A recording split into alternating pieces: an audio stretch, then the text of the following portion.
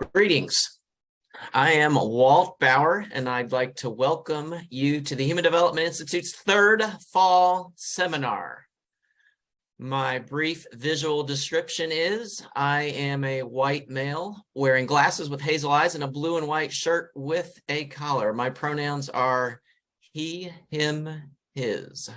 I'm sitting in front of a virtual background. My virtual background is a 3-story brick academic building that has offices for the Human Development Institute on the University of Kentucky campus. The sun is shining on the brick building.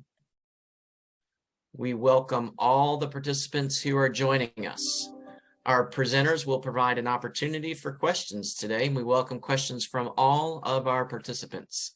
Please type your questions for our speakers in the Q&A box for a robust question and answer session. If you hover over the bottom of your screen, you will see the Q&A option. Please use the chat box for technical questions. You are joining the webinar on mute. There is not a participant video in the webinar room. We have live captioning for the webinar in the closed captioning feature. Turn on the captioning by clicking on the closed caption button at the bottom of your screen and then clicking show subtitle. Should you have questions about CEUs, you can contact me. My email address is walt.bauer@uky.edu. Again, my email address is walt.bauer@uky.edu. Please take a moment to complete our brief evaluation. You will receive an email that provides a link to access the session evaluation. It is really helpful as we plan for upcoming webinars.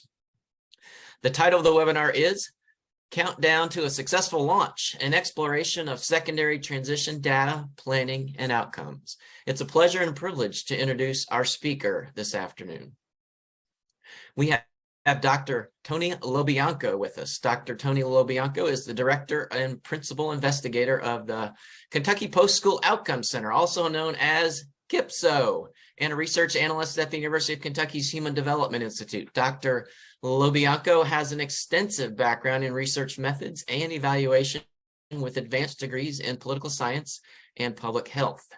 He has published in the fields of disability, special education, psychology, and health. He has relevant experience in research related to student outcomes and the effects that individual, school, and community factors play in influencing these outcomes.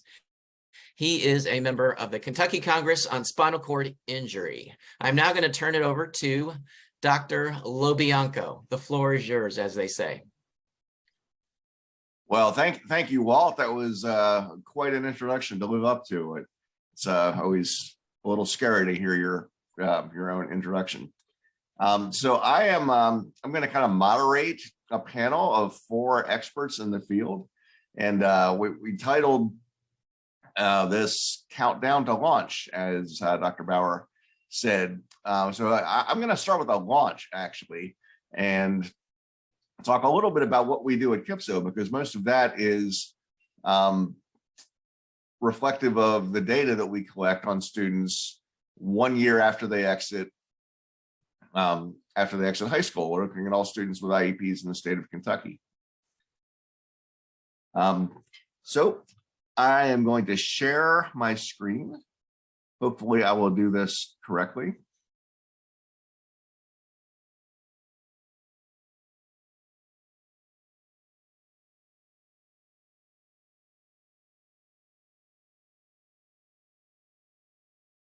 All right, hopefully you're seeing. We can see it, Dr. Lobianco.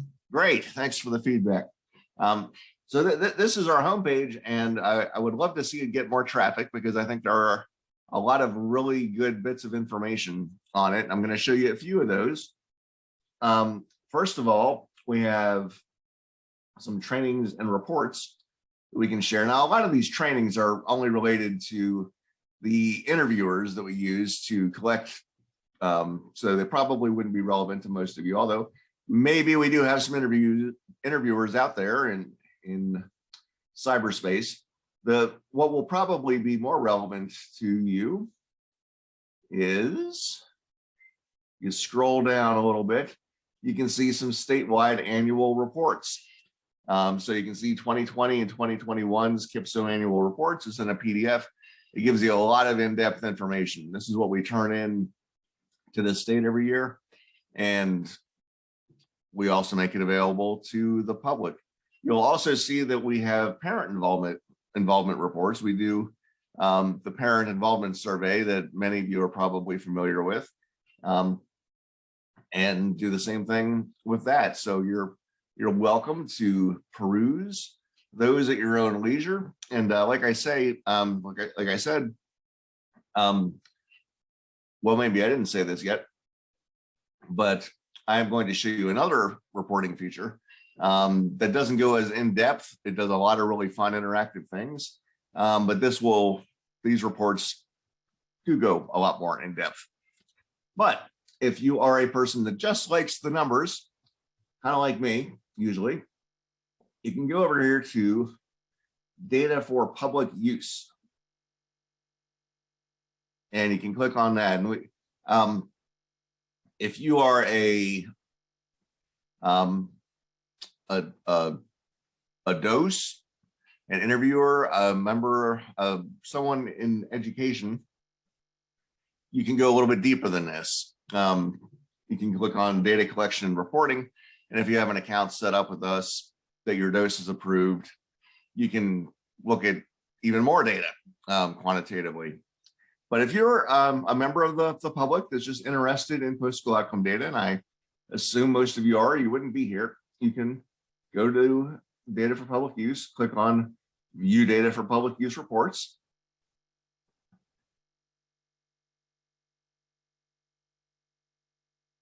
And I promise it will come up.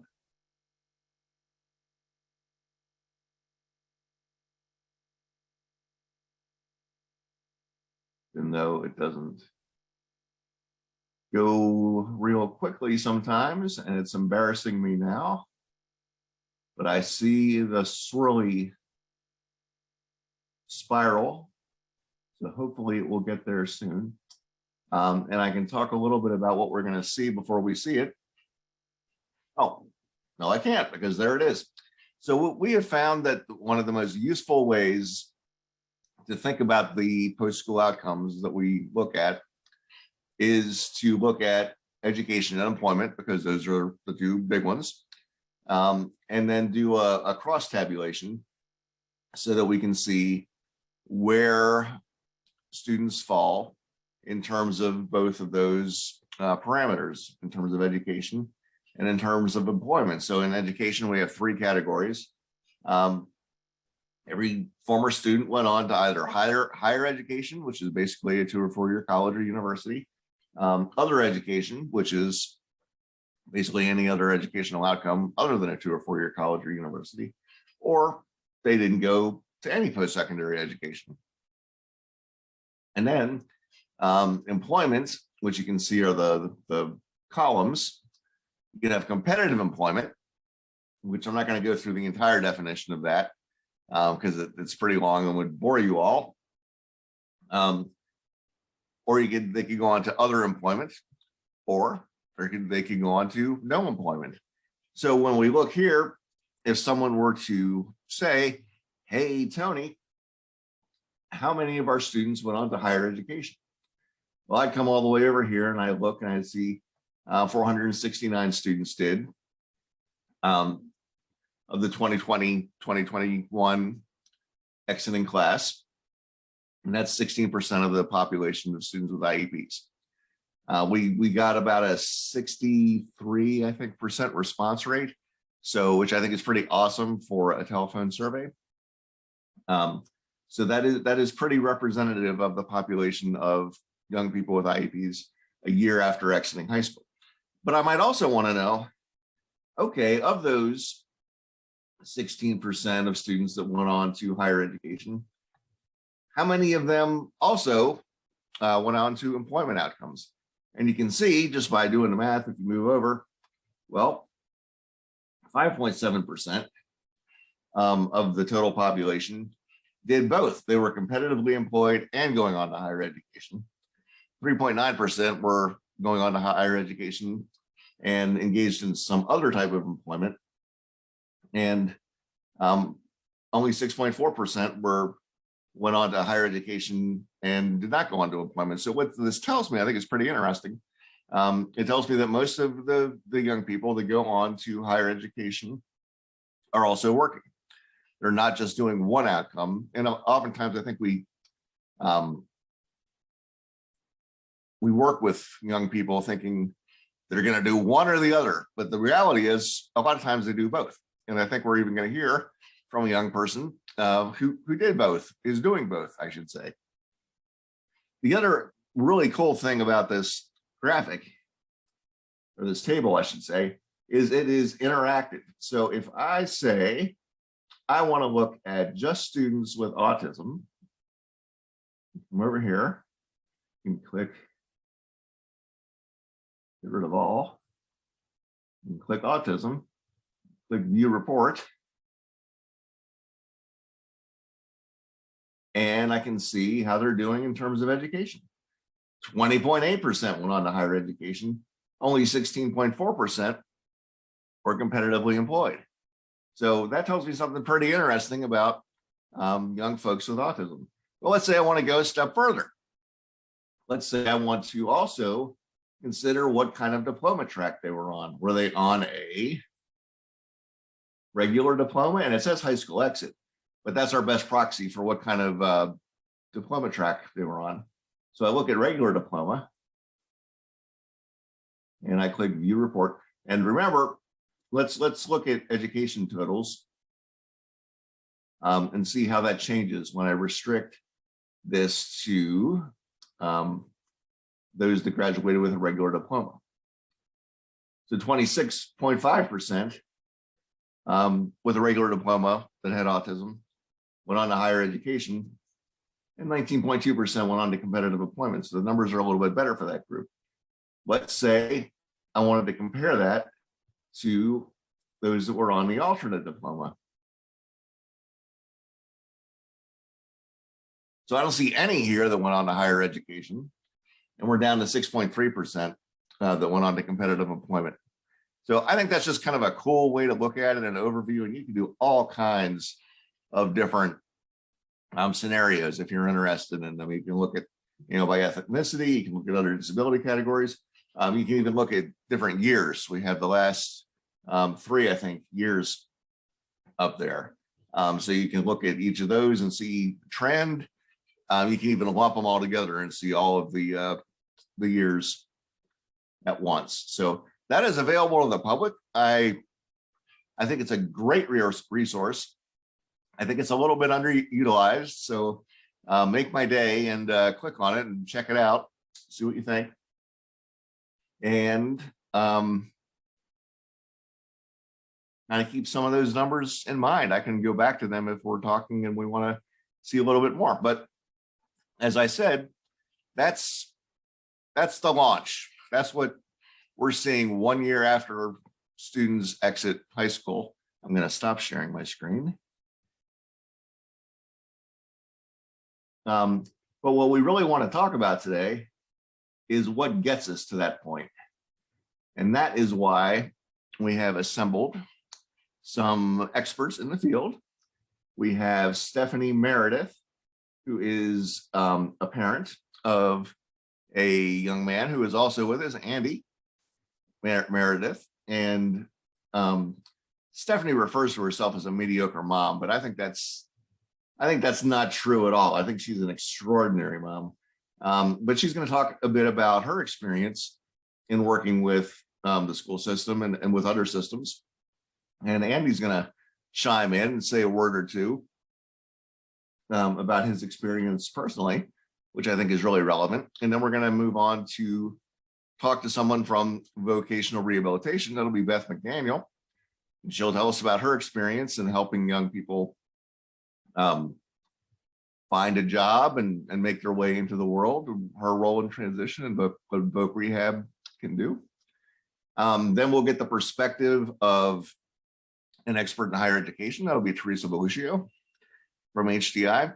And she'll talk about the opportunities that are available for a young person with a disability to go on to higher ed.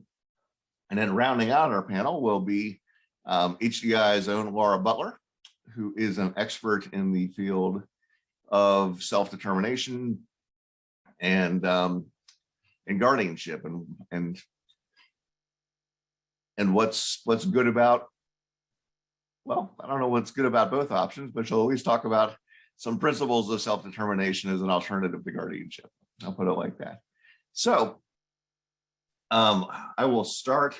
This is going to be a back and forth. I've got some questions that I'm going to shoot off, and our panelists have graciously agreed to talk about them. So I will start with Stephanie, and my first question is just kind of a general overview. Could you start by telling us about Andy's transition from high school to adult life? Yeah, absolutely. And I'm so excited to share. And I've actually prepared some photos just because I think it's fun to see the photo journey of what life has been like for us. And I did want to also just give a quick description of us for those who might want a visual description. I am a middle-aged white woman with long brown hair, and Andy is a young man with Down syndrome with also brown hair. And we've got some of Andy's photos behind us. Oh, you don't think it's brown? You think it's more black? Yeah, it is. Oh, sorry about that. She's wrong. Yeah, I am sometimes. Not my God.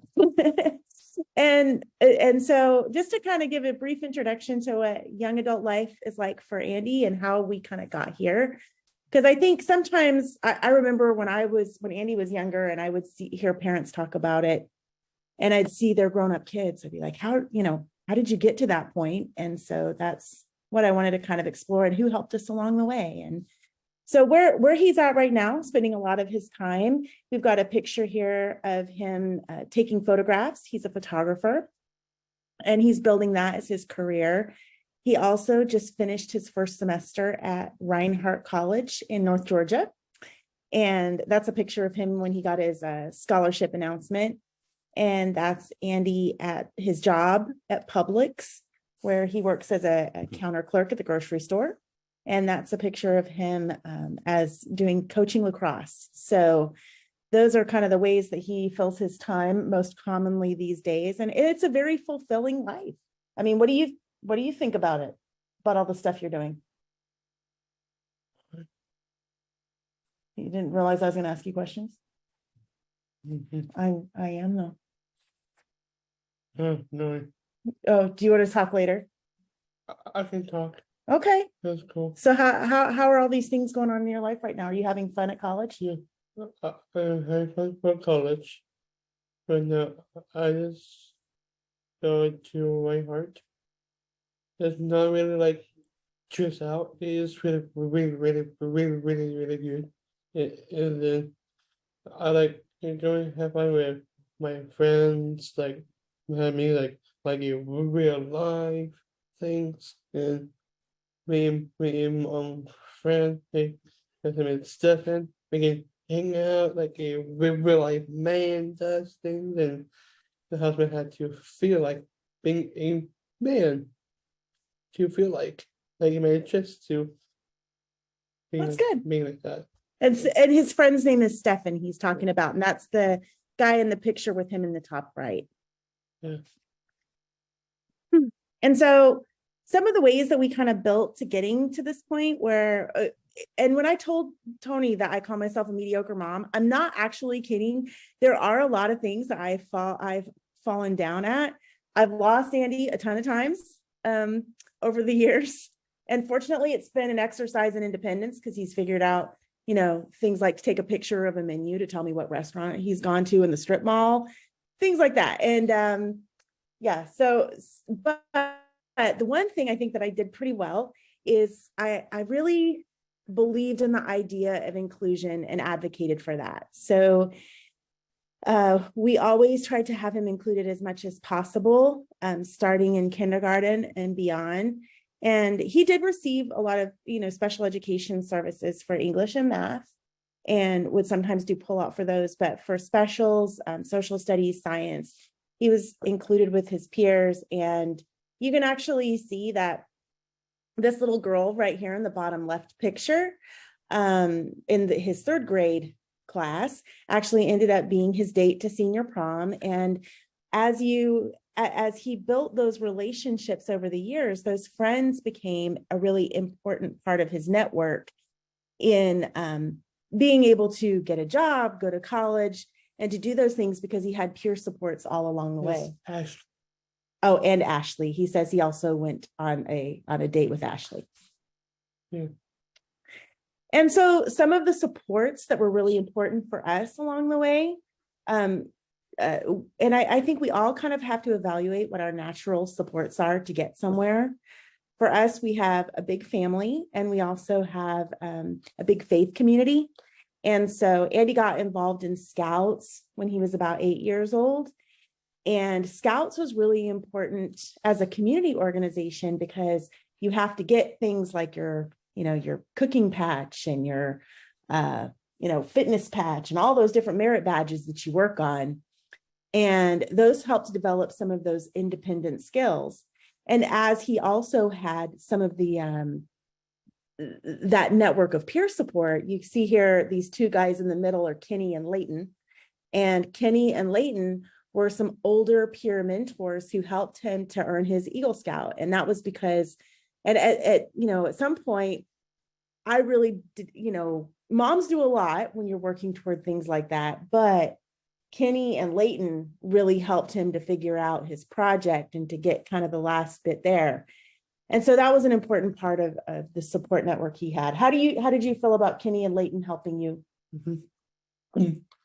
It is good because it is helping because my brother, it helped me how to grow and think about my own experiences. And it is called being like that. It is about being amen and I go to Scouts. I was 8. Yeah, you started when you were 8. Yeah.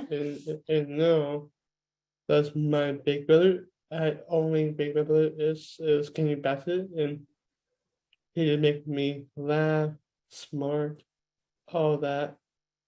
And then one is extra brother. His name is Lincoln.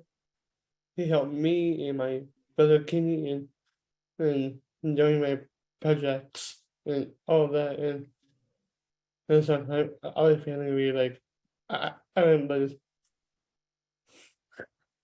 Yeah, because they're silly sometimes with you. Just my head. Yeah. It's really. So, and these are all things that we kind of worked on before getting out of high school. So these are through the school year. So like Andy said, he started that when he was 8. Another thing that we actually started when he was 8 too was my husband's does web design and photography. And when we were out and about, sometimes he would just hand the camera to Andy. And we noticed when he was about 8 that some of his pictures were turning out really cool. And so that's another thing I think that's really important for us as parents is to kind of look for the sparks of creativity and talent and interest that our kids have. And so we called my brother-in-law, who's a photographer as well, and we asked him, what are some ways to help Andy develop this talent? And he said, well, print out the pictures that he takes that are really good and hang them in his room. Because at that point, we'd pick up the camera and it would be one or two pictures out of 500 that were really cool. And so we started doing that and we hung his pictures around his room. And we noticed that, he got to the point where he was getting more and more pictures out of those 500 that were really good. And we started entering them in those PTA reflections contests. And so it became a point of pride for him. And so we received kind of support that way. And then also, as he moved into high school, his teachers started to support that as well.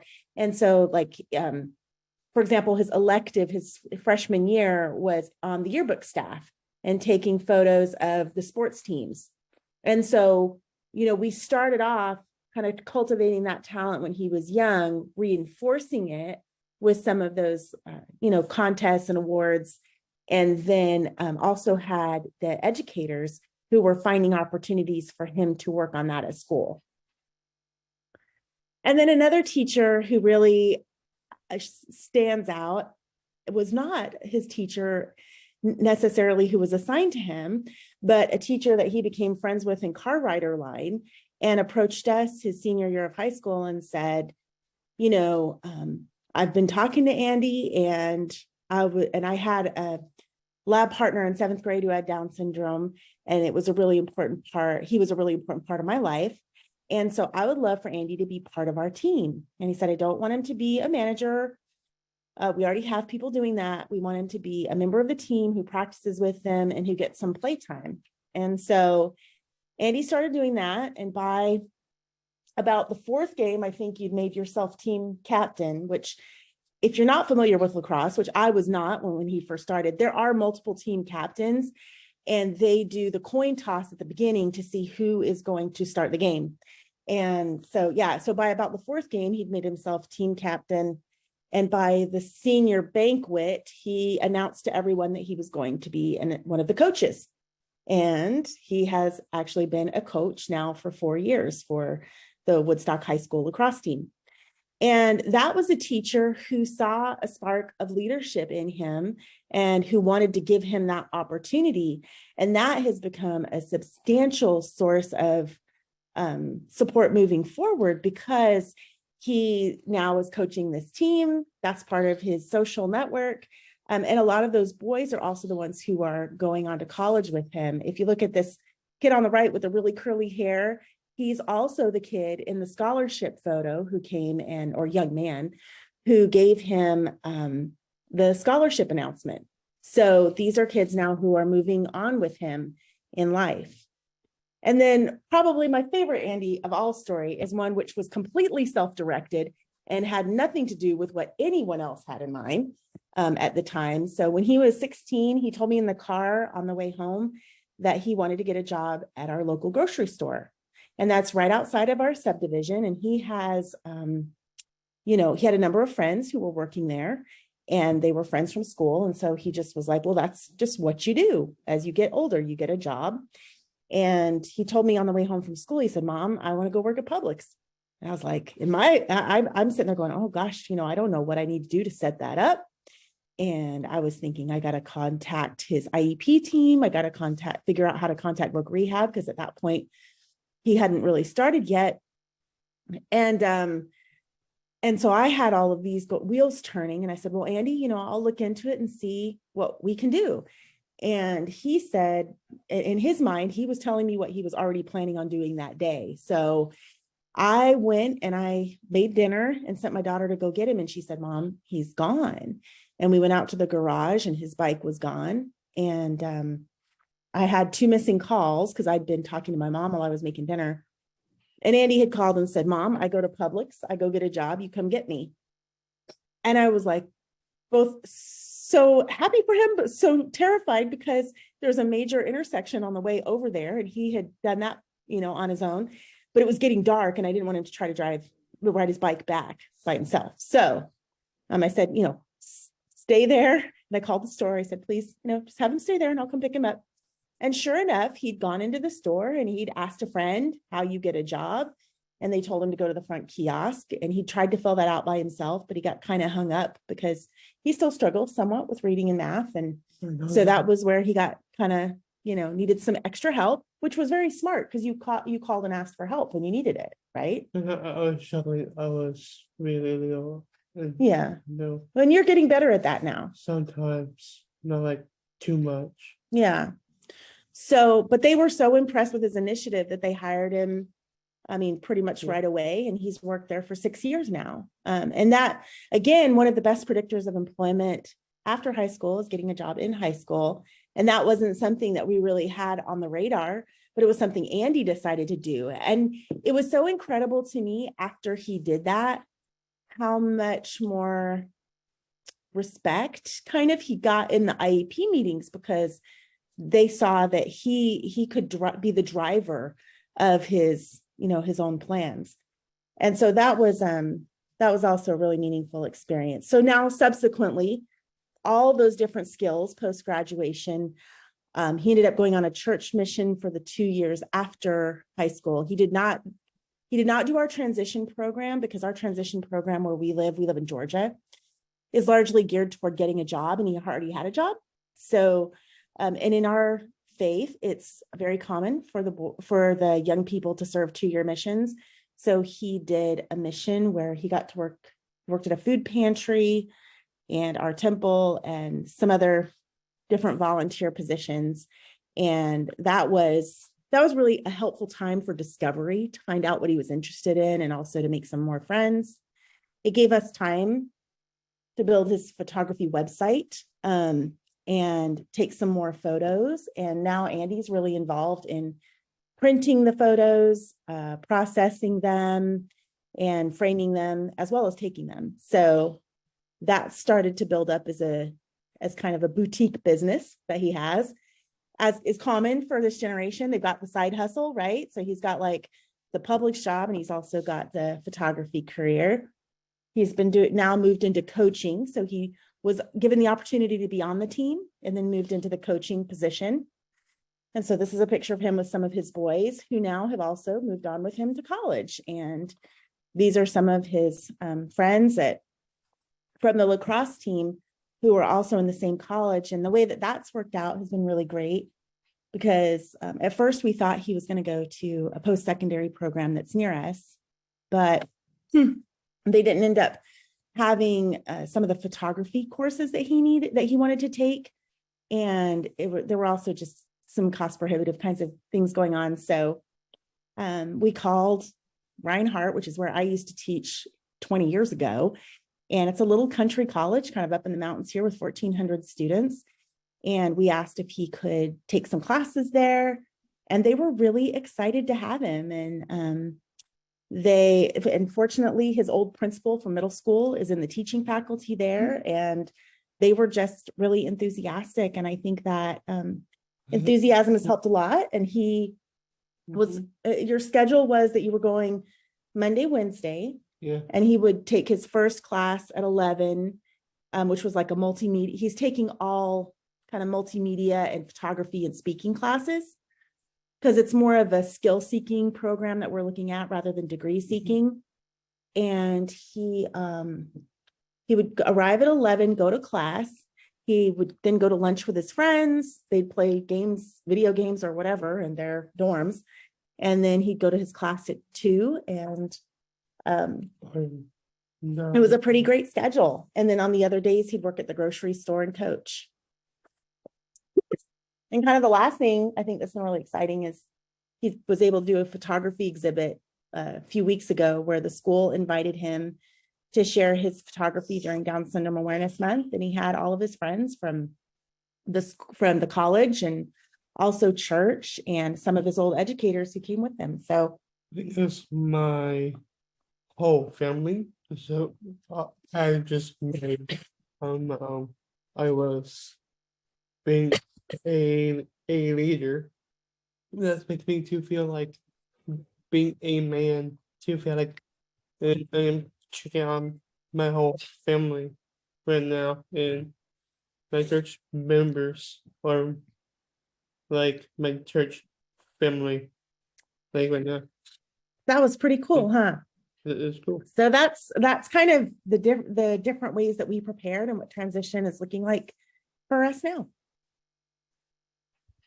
Thank you. That is a remarkable story, and filled with so much positivity that I feel like I need to ask you what went wrong. It doesn't sound like much did, but if you had to think back and say to yourself, well, I wish a teacher would have done this or known this, or a voc rehab counselor or any other support system, or even yourself, or Andy for that matter. What do you think? What do you wish they would have known or done differently? I think, we had obviously some really amazing people. And even this story, I want to give with the caveat that this is an amazing educator that we really loved. But he had one teacher who'd learned about kind of the coffee shop model, which really worked for a lot of his peers. But because she was so enthusiastic about that one, I think sometimes it made it so she kind of wanted to keep gearing in that direction when that really wasn't Andy's interest as much as the photography.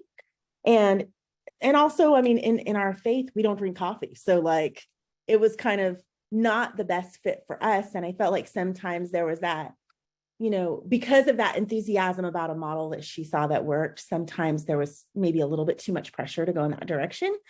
And I mean, it ended up, we got on the same page and everyone was fine. But I think that was kind of challenging. It was challenging sometimes over the years. There were times we got some resistance with inclusion. And I think part of that was concern about, oh, is he going to meet his academic goals? But I think it's important to remember that those academic goals, as important as they are, the social goals are just as important, because honestly, the social goals are what have helped him to accomplish a lot of these things that he would not have maybe otherwise accomplished without seeing the peer models and also just having that support network. And I think when as you far say, as, oh, go ahead. I just wanted to, I'm not 100% sure what the coffee shop model is. And I don't know that everybody that's watching will be. Is that like a segregated, you know, everybody with a disability gets thrown in the coffee shop to work? I mean, some of them are set up that way. Like there's there's some, the coffee shop in town that they've set up is primarily a segregated model, but there are some that are set up where it's more of an integrated model. And there are obviously, you know, clients who come in and customers that people interact with, but largely it is a segregated model. And so that really wasn't the direction we wanted to go. Yeah.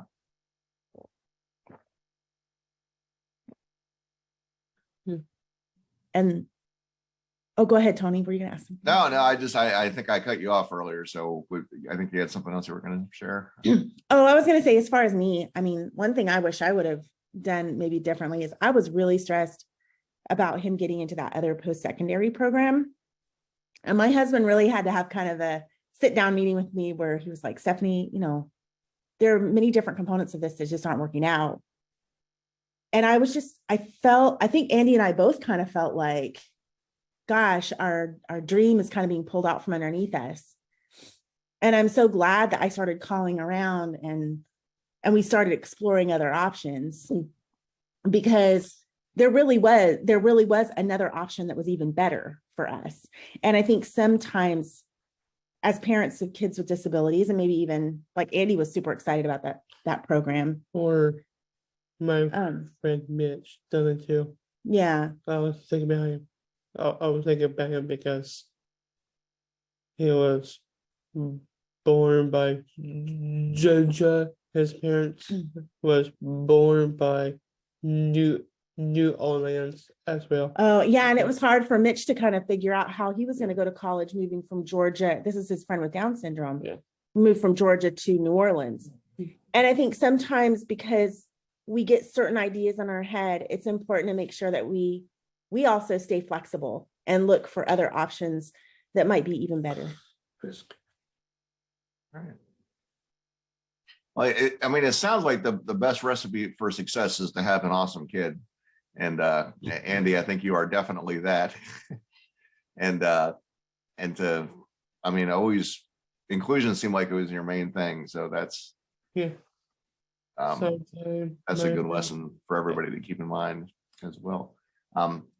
We're going to get back to you because I want you to talk later, and all of our panelists are going to stick around about some of the resources that you've put together, and maybe you can talk a little bit about them. But I want to get to our other panelists, and then we'll kind of circle around because I'm sure other panelists will talk about things that are in your resource package as well.